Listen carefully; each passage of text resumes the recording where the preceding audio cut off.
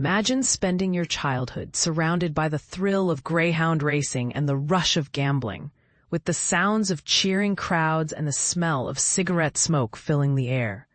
For author Toni Jordan, this was her reality, and it's an experience that has deeply influenced her latest novel, Tenderfoot. But here's where it gets interesting.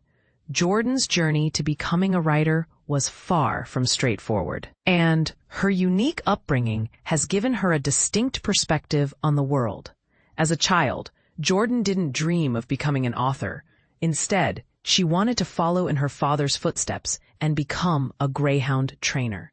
Her father, an avid greyhound trainer, would often take her to the track, where she'd watch in awe as the dogs sped by. The dogs were a beloved part of the family, living under the house until her father built a kennel in the backyard. Jordan's love for the dogs was unmatched, and she'd often sleep with them, feeling a deep connection to these gentle creatures. However, as she grew older, Jordan began to realize that being a greyhound trainer wasn't just a fun hobby, it was a serious business. Her father's dogs weren't particularly successful, but that didn't deter Jordan from dreaming big. She wanted to have the largest kennel in all of Queensland, with rows of dogs and a thriving business. It was an ambitious goal, but one that sparked a fire within her. As Jordan navigates her childhood memories, she draws on this unorthodox upbringing in Tenderfoot, a coming-of-age tale set in Brisbane in the 1970s.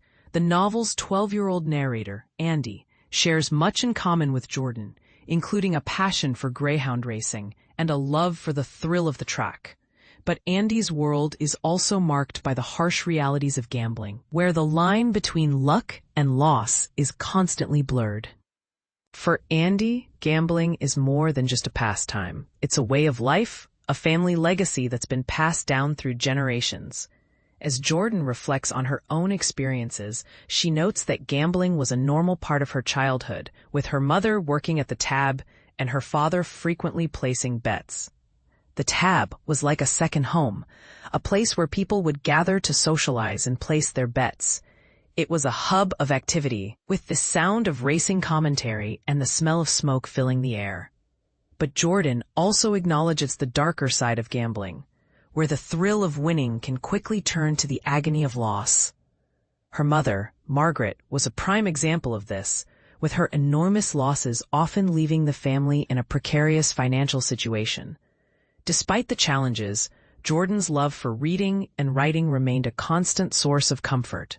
She was a bookish kid, often finding solace in the pages of a good book, and her parents, although puzzled by her interests, encouraged her to pursue her passion. As Jordan grew older, she began to realize that her childhood was far from ordinary.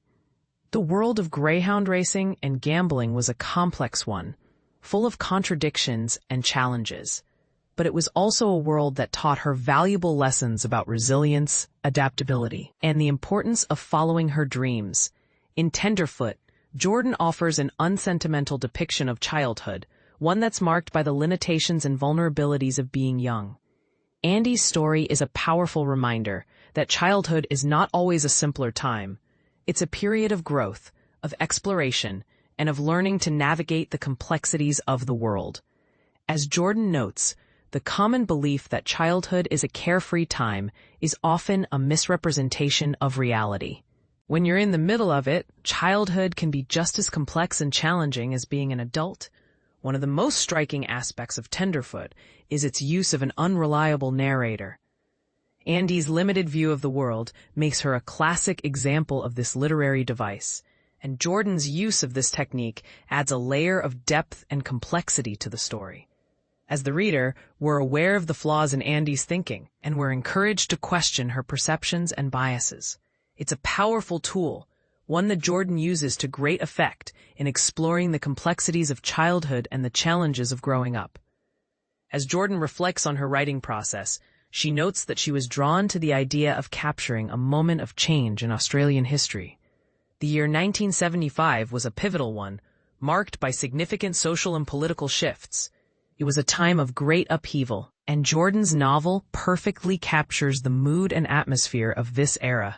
From the music to the fashion, Jordan's depiction of 1970s Australia is vivid and immersive, transporting the reader to a bygone era.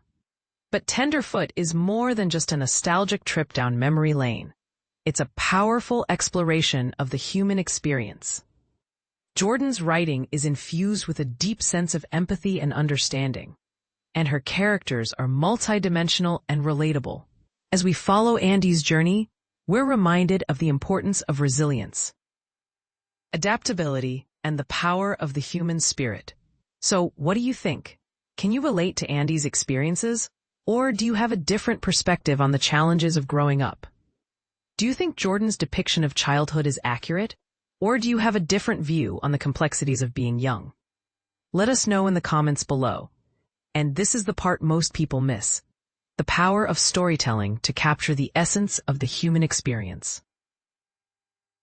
Jordan's novel is a testament to the enduring power of fiction and its ability to transport us to another time and place.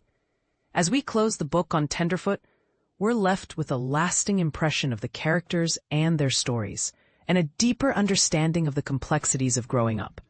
But here's the question. What do you think is the most important lesson that Andy learns throughout the novel?